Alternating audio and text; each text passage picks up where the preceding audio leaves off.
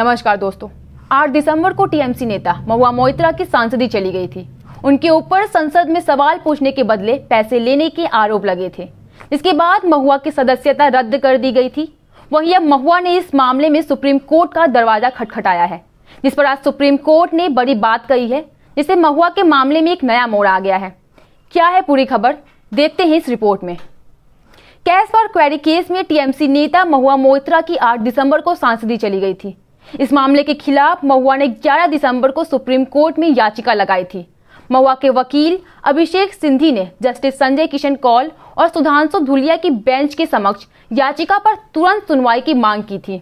Justice Kaul ने कहा था कि इस याचिका पर सीजीआई चंद्रचूड़ फैसला लेंगे।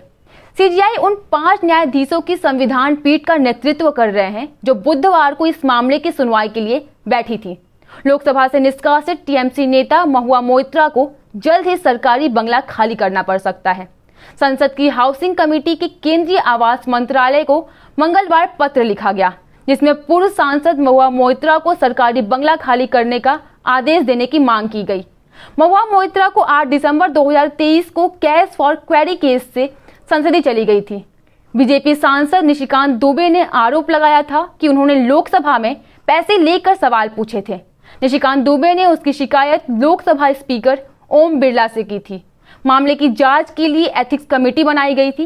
एथिक्स कमेटी रिपोर्ट में महुआ को दोषी माना गया था, जिसके बाद महुआ के निष्कासन का प्रस्ताव 8 दिसंबर 2023 को लोकसभा में पेश हुआ था।